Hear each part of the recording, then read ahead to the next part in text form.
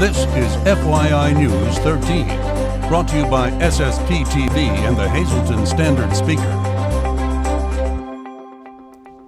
For your information, August is ALS Ice Bucket Challenge Month, and we learn more about it and how it helps people suffering with ALS next on FYI. Good evening and thank you for joining us at FYI. I'm Ken Kara, and here's your Tuesday headlines from FYI and the Hazleton Standard Speaker. Hazleton police are looking for a masked man who attempted to rob a Hazleton business yesterday. Police were called to Murph's newsstand just before 6 p.m. yesterday.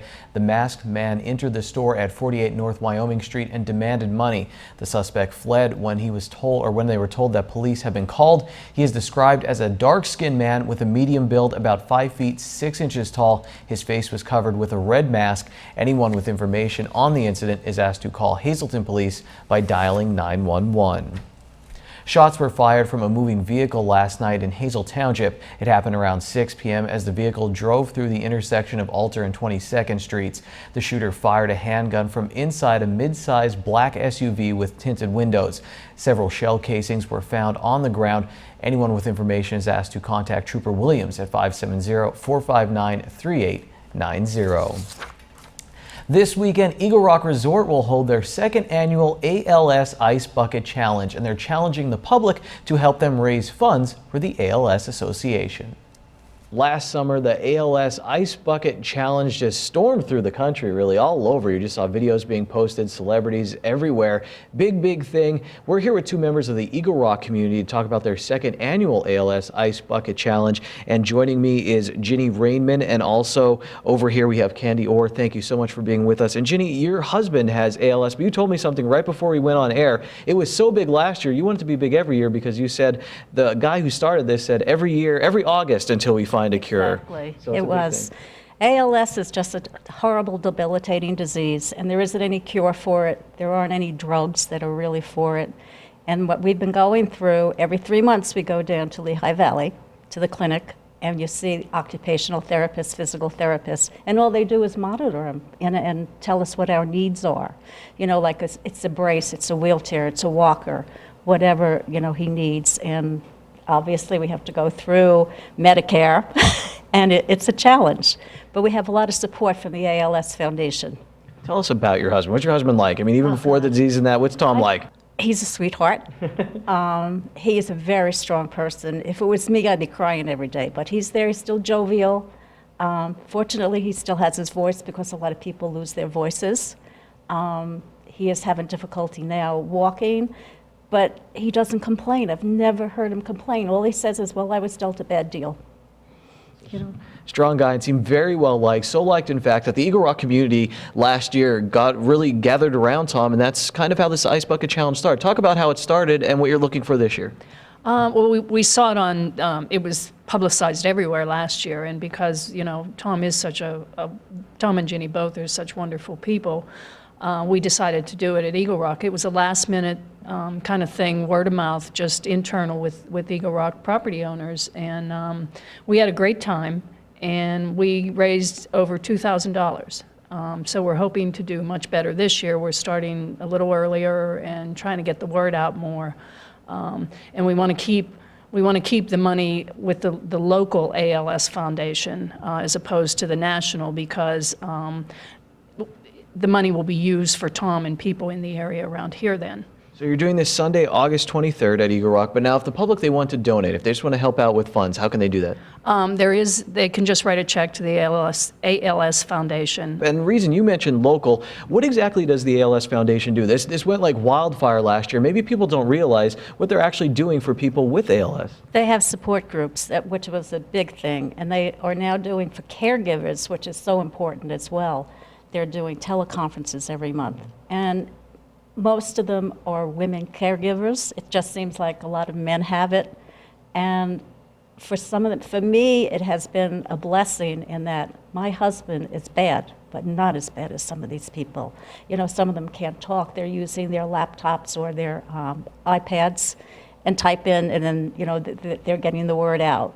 You know, but it's just been amazing. They have social workers that have helped with insurances.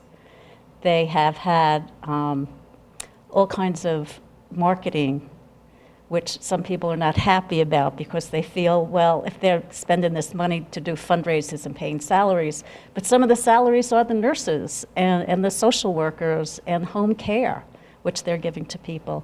And they have what they refer to as a closet, and we can't wait to see this closet because people donate back what they've purchased, like ramps, because we had to put a ramp in our house. We just put a stair lift in for the house to go downstairs. Fortunately, everything for us is on one floor. But when people donate it back, they try to give it to people that have ALS.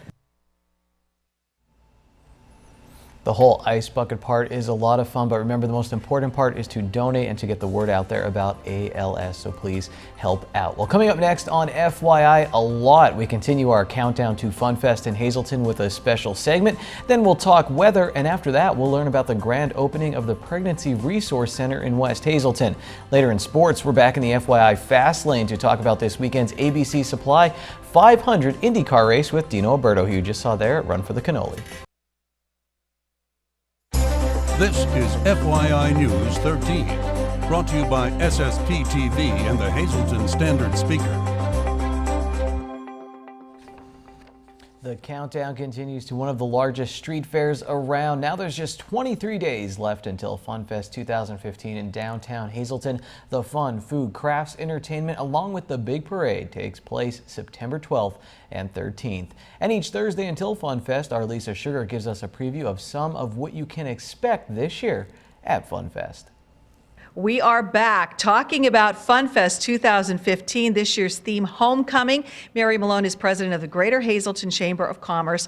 Last week we told you the 30-day countdown had already begun, and we're well in the last-minute planning stages for this big festival that will be taking place for 2 days. And right now, there are some changes planned for this year's FunFest, for the better, of course. Absolutely. All the changes are for the better. So one of them is that Route 309 will not be blocked off throughout the entire weekend just for the parade.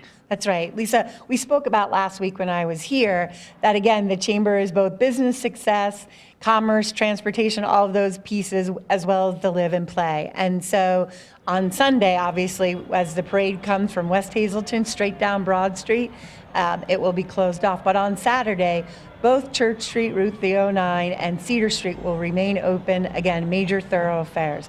So we'd, of course, like you to stop for a little bit on Saturday, September 12th for FunFest. Broad Street will be blocked below Church Street down to Pine. So basically the same footprint, but just, again, not crossing over. And like I said, we have a lot of fun activities planned. We're going to jam those streets with crafters and vendors. And really, again, FunFest was started out as a way to have community groups, nonprofits, churches, Girl Scouts, Boy Scouts, those kind of folks get out onto the street, talk about their organizations, and even more importantly, raise some funds for theirs. So the committee made a strategic decision this year to, again, in our homecoming theme, we've dropped the price 75%. So it's only $50 for an organization for 2 days, access to probably well over 30,000 folks over the course of those 2 days, that they could get their name out there and hopefully raise some funds for the great work that they do in the greater Hazleton community. Well, in addition to all the nonprofit groups making a ton of money, hopefully, we know that so That's many right. people look forward to seeing those booths downtown. A lot of great businesses downtown also, and you want them involved as well. That's right. We, again, this year, the committee, the revitalized, revamped FunFest really made an effort. We've got fantastic organization, companies and businesses right along downtown. Many of them were open, but again, making a concerted effort to be inclusive of all and to rearrange or arrange the footprint so that it's conducive to both sets, to kind of, again, that homecoming and living, working, and playing all together for the benefit of all. So we look forward to that. There'll be more direct information or detailed information available as we get closer. It's close enough already, but for people. But like I said, we really wanted to get the word out. And even some changes, we've long had rides on that Pine to Cedar Street. And again, just really for the layout and in the discussions, we're going to move the rides off the street. So Broad Street from the top all the way down to Cedar Street will be open, and the Touch-A-Truck, which is really a crowd favorite, interesting idea. Even us big kids can go down there and test it out and look and see the fire trucks and the ambulance and all of those things. But that's actually going to be between Pine and Cedar Street. And the rides instead, which are going to be focused on young families, young children. This has always been a family-friendly and fun and free event. We're going to move those instead up to the area, the city parking lot right adjacent to the Can-Do building right off of Broad Street. Again, to make more space for those great nonprofit organizations in our community, as well as to, I just think crowd-wise and flow-wise, that it just makes more sense. Well, we're going to be back every week and the entire week before FunFest, bringing you all the details of everything you wanted to know about FunFest and more. All you have to do is show up on September 12th and 13th and have a fantastic time. So stay tuned to SSPTV and FYI. We'll keep you up to date on what you need to know for FunFest 2015. Time now for FYI News 13 weather.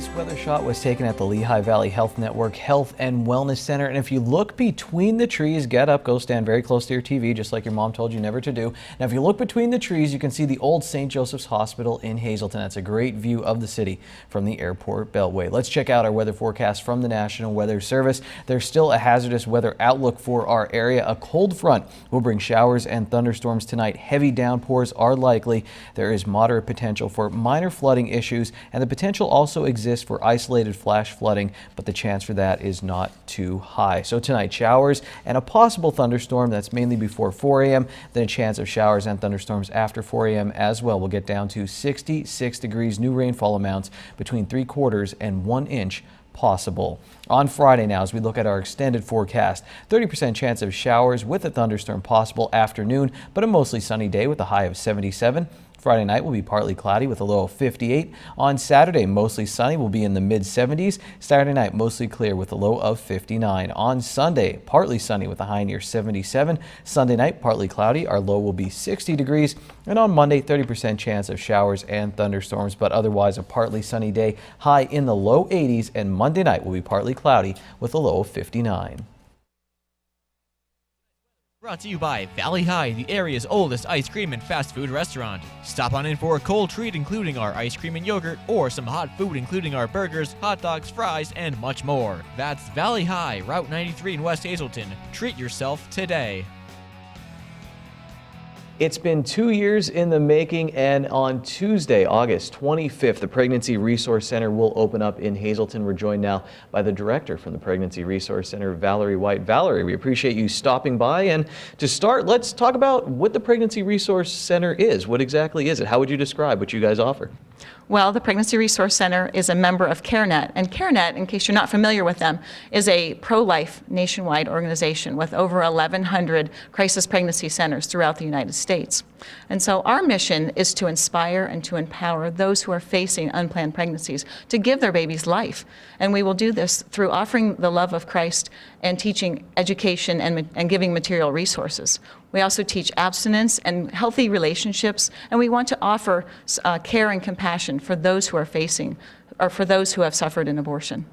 Let me ask you this. You have the grand opening, and what are people invited? What's going on at the grand opening? Yes, our grand opening, like you said, is next Tuesday, August 25th. It's from 2 to 6, and everyone is welcome to come. We're inviting the community. We just want to show them who we are and what we're offering.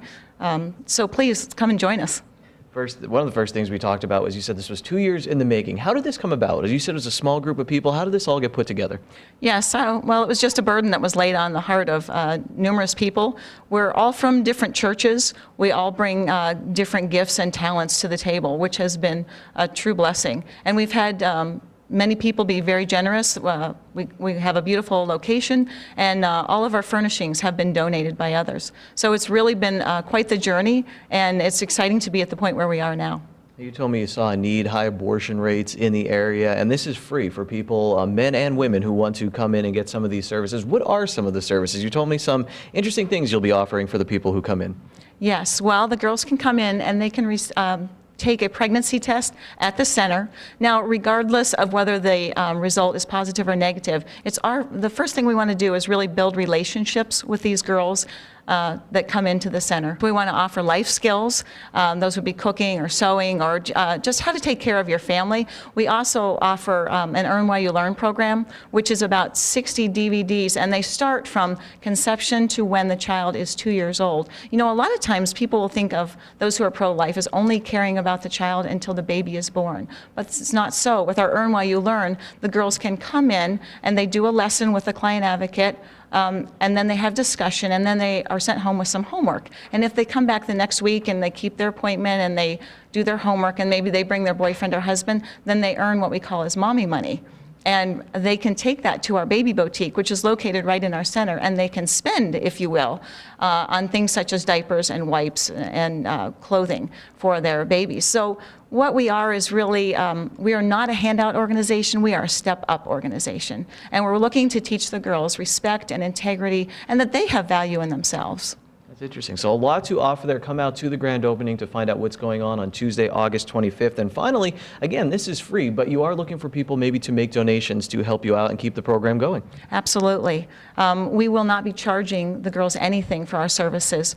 And so we are in need of individuals and businesses to come alongside us and sponsor us on a monthly basis to help keep the center open and working. If they want to do that, how can they reach out? Can they reach out to you? How can they get in touch with you guys? We have a Facebook page that they can look us up on, and also they can stop by the center next week. Next Tuesday is our grand opening from 2 to 6, like we said. Our address is 131 North Warren Street in West Hazleton.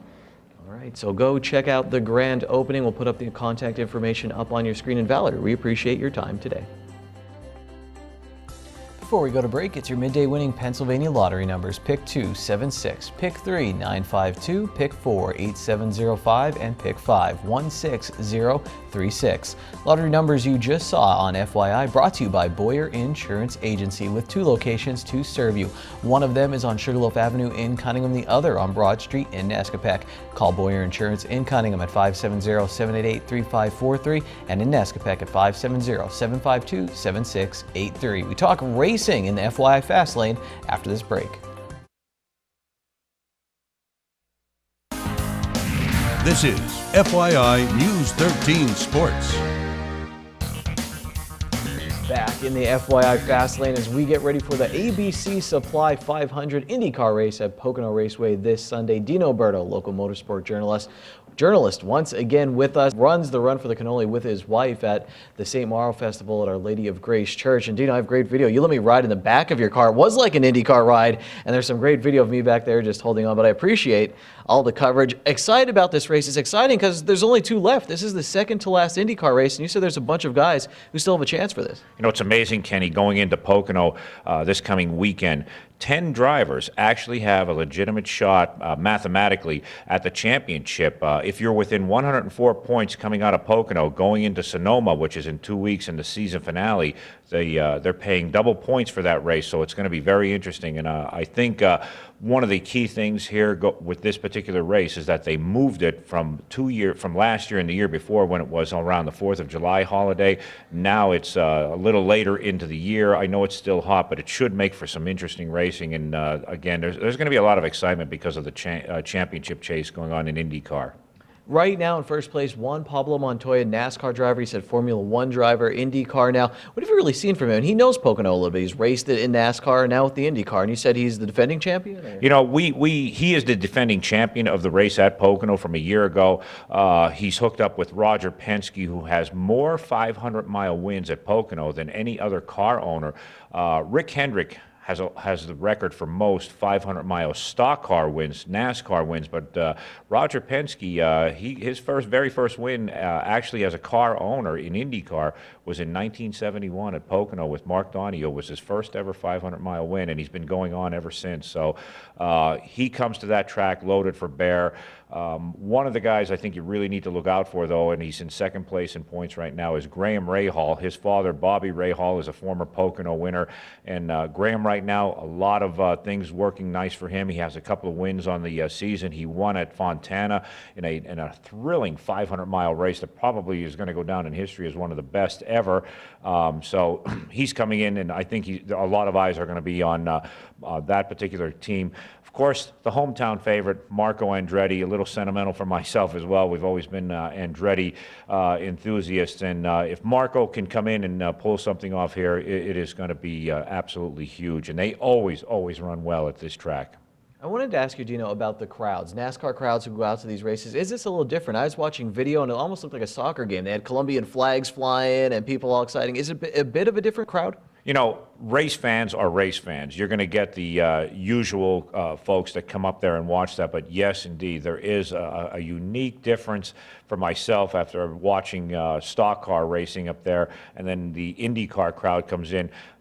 Really interesting is when you go into the media center and you see all these reporters from all over the world, from Germany, from Italy, from Colombia, South America, all over the place like that. So yeah, it's quite different. You hear a lot of different accents going on, and you do see those flags waving in the grandstand and stuff, but still the enthusiasm is there because this is its own package, and IndyCar racing to me right now, I think is some of the best bang for your buck in American motorsports. All right, well, this wraps up some of the big races at the Pocono Raceway, so we'll bring Dino back and talk about more local racing at tracks like Mahoning Valley Speedway. So, Dino, we appreciate your time right now, though. There's also going to be some vintage cars at Pocono this weekend, and to learn more about that, check out our Facebook page. I uploaded some video of Dino giving us a preview of that. So on Dave Day yesterday, I said John Lester is looking like an ace. Well, I jinxed him. He went 2 2/3 innings against the Tigers, giving up 7 hits and 7 runs in a Cubs loss. Kyle Schwarber hit another home run for Joe Maddon. He's now up to 10 on the season. In the International League, Russ Kanzler, who's just off of the DL for the Iron Pigs, had the night off as the Iron Pigs lost to Scranton Wilkes-Barre. Now, tomorrow on the Sportscast, we will release our football preview schedule for the next 2 weeks as we get you ready for kickoff on September 4th. Thursday is $1 burger night at Bottlenecks. Get a juicy 4th pound burger for only $1 all night long. In tonight's Talk of the Town report, the Pennsylvania Historical and Museum Commission, together with the citizens of Shepton, Pennsylvania, cordially invite you to attend the dedication of the official state historical marker commemorating the Shepton mine disaster of 1963. Saturday, August 22nd from 10 a.m. to 11 a.m., rain or shine. Schoolhouse Road in Shepton, with a reception to follow at the Shepton Fire Hall. RSVP by August 20th by emailing Miss Fabergé at fabergéfollies.biz. Come join the 2015 Shenandoah Parade of Nations this Saturday, August 22nd, showcasing 21 nations, including a snapshot of the Shenandoah Mosaic. There'll also be day-long festivities in Girard Park, including ethnic food, vendors, artisans, and entertainment. For more information, call 570-462-2458. Volunteer for Conservation Volunteer Workday at Nescopec State Park on Tuesday, August 25th from 5:30 p.m. to 7:30 p.m. We'll take a few short hours and tackle a project or two to spruce up the park. Volunteers should dress in sturdy shoes or boots and wear long pants. To register, call 570-403-2006. That's tonight's Talk of the Town report.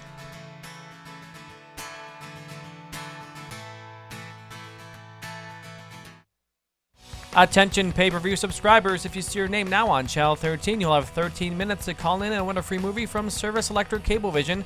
Tonight's winner is Daniel Covert of Drums. Daniel, give us a call, 570-455-7267, extension 104 to win your free movie.